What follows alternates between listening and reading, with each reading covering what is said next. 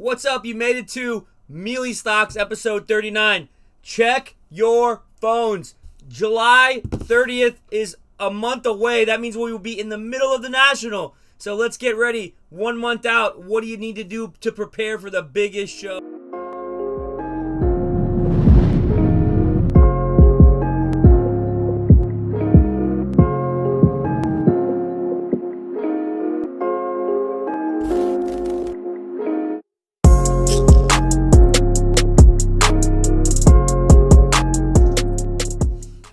Hello. Welcome to Meelypops. My name is Jameel. I am the owner of the Meelypops Shop here in Gainesville, Florida, a local card shop that does a lot, but I am also a part of a network, the SlabStox Network, that does a lot. And in terms of doing a lot, that is episode 39 today, because we are 1 month away, less than that, from the biggest card show in the world. And not just the biggest card show in the world, it's the biggest card show in the world that hasn't happened in 2.5 years. So, baby, we gotta get ready. And I can't wait to talk to you about it in this episode 39. Thank you for joining us.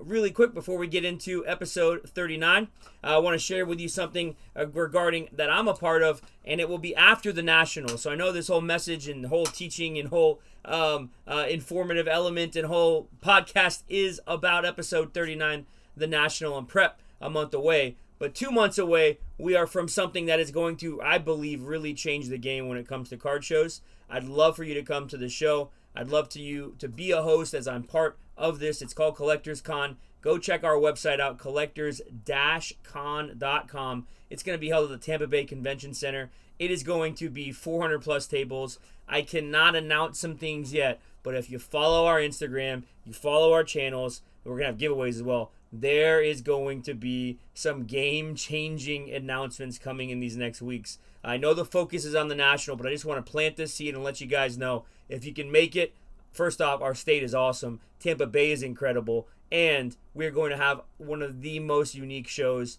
and I believe it's going to change the game a lot of ways. So go check it out, Collectors-Con. Vendors, you can sign up to be a vendor, you can sign up to get tickets, and you're going to sign up for a lot of other things that are going to be coming out very soon. So we'll talk about that more as weeks to come, but let's get into episode 39 today. All right, 1 month out, really less than that, from the National Card Show. I encourage you to go back and watch episode 1 as we talked about the history of the National and gave you guys just some information. For me, my background, if you don't know, is I've done the National for about 6 years. It'll be my 6th year in the National now, and as a vendor. And the first year I did go in 2015, I was a vendor. I was not an attendee. So I've always been a vendor and a dealer, if you want to call it that, from that side of the table. And I think there's some tips and tricks and things that I can share with you over these next episodes to help.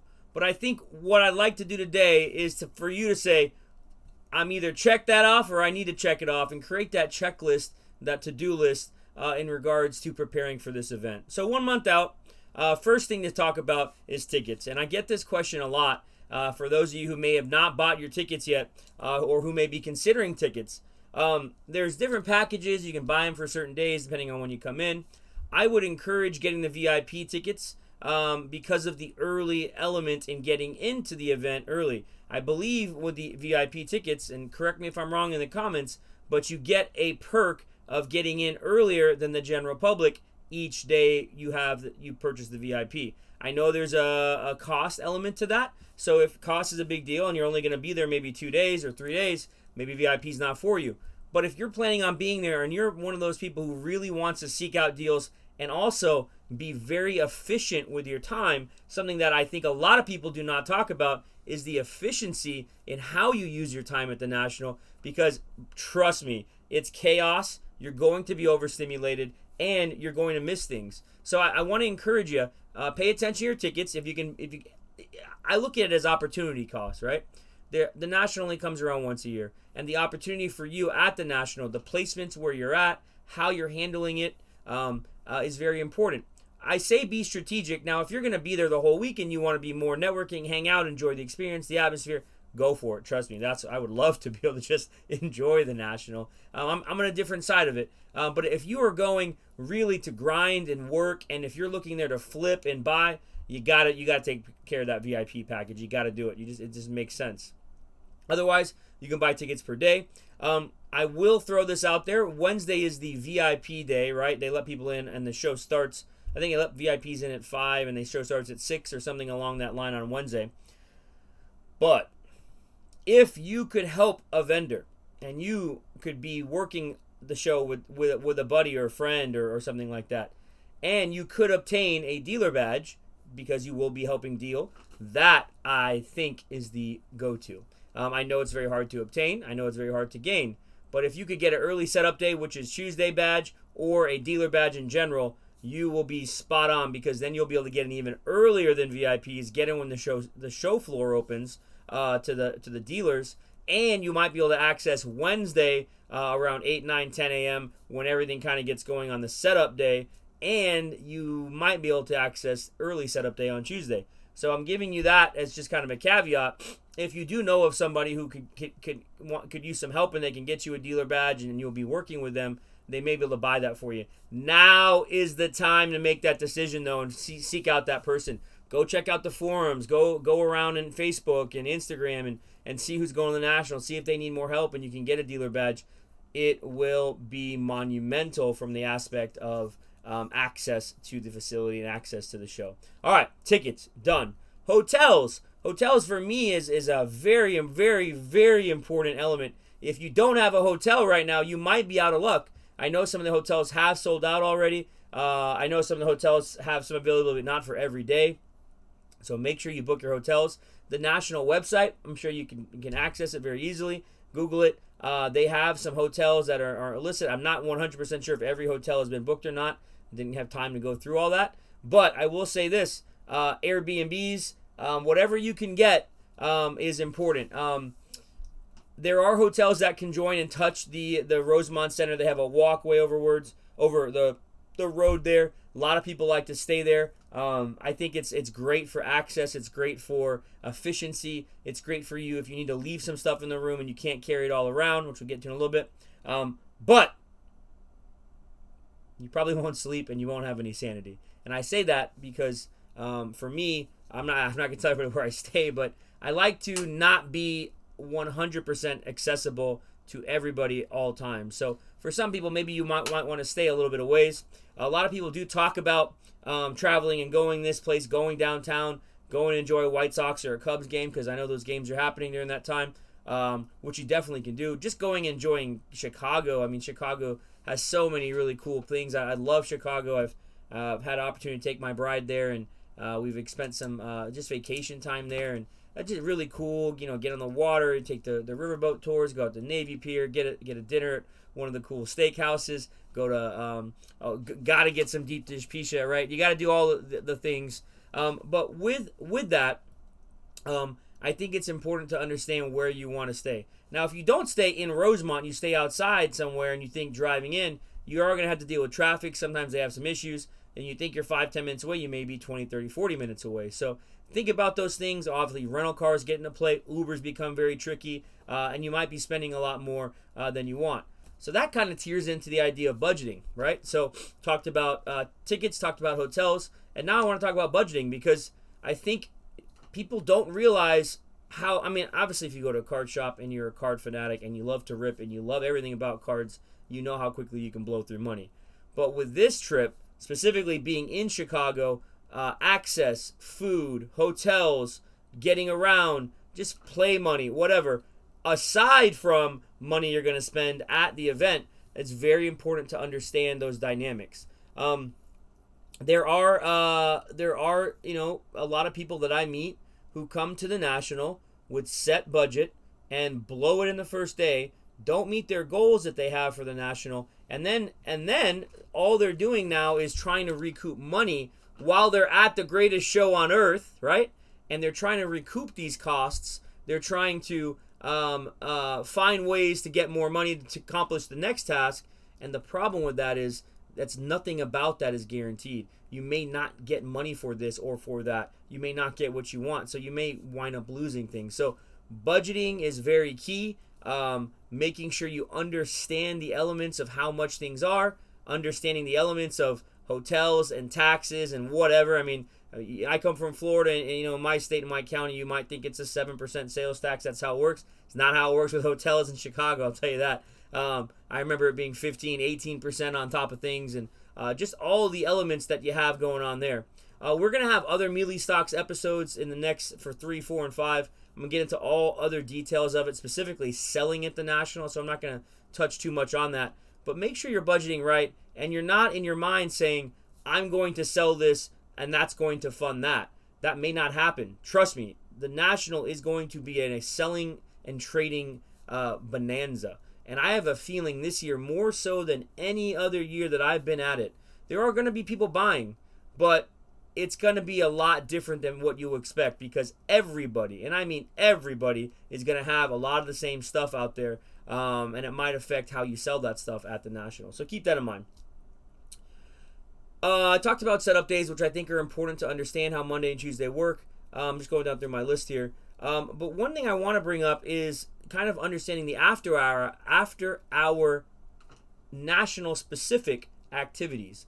There's trade nights, right? I know Aaron is going to be doing a really cool charity event, and I think you guys should all be there if you're going to go check it out. But there's panels. There's this kind of guy or breaker having a party. This kind of shop. The distributors having parties for these people. There's a lot happening. Then there's, of course, sports events and things happening in Chicago, games and whatnot. I don't think there will be a Panini and Topps kind of VIP part. I don't think that's been confirmed, although we have heard after July 4th weekend, Panini will be announcing their plans for the National. So listen up, pay attention, because there could be some really cool things happening, or there may not be this year. Obviously, because of COVID restrictions, we're seeing some things of pockets with the Delta and these other different versions of the virus. So we don't know yet, right? I just saw that in California, I think it was, that people are going back to some mask wearing. So there's some kind of mixed reviews on that, right? So we'll have to see. But after hour activities, understanding how you're going to access them, but also finding out about them, planning for them, I think is key. So make sure you do attend as many trade nights as you can. Spend time with the awesome community that is the hobby. Make sure you are thinking about others and doing some stuff with other people. It makes it so much stinking better. I can't tell you that enough. All right. A couple other things, and then we'll close up this episode. Hopefully it's been helpful. One thing a lot of people ask me about is flights. Obviously, O'Hare is right there, the airport. Fly into O'Hare. Don't make it more complicated. You fly into O'Hare, the Uber is right there to the Rosemont and to the hotels around that area. Super easy, really, really simple. Plan out where you want to go to eat. I think that's key. Make sure you have some days that you pick to make sure you hit some things up. One thing for me, I'll just shout it out. I think from the Rosemont, one night, I remember taking our team to dinner and dropping a ton of money on dinner. And the next night, going to another place somebody locally had recommended me called Gene and Jude's, which was a hot dog place 10 miles north or something like that, 5 miles north of Rosemont, and spending, I think, $50 for dinner for 7 people. And it was such a cool experience. I mean, really got to hang out with you get to eat out of your car in the parking. It was a very just cool experience.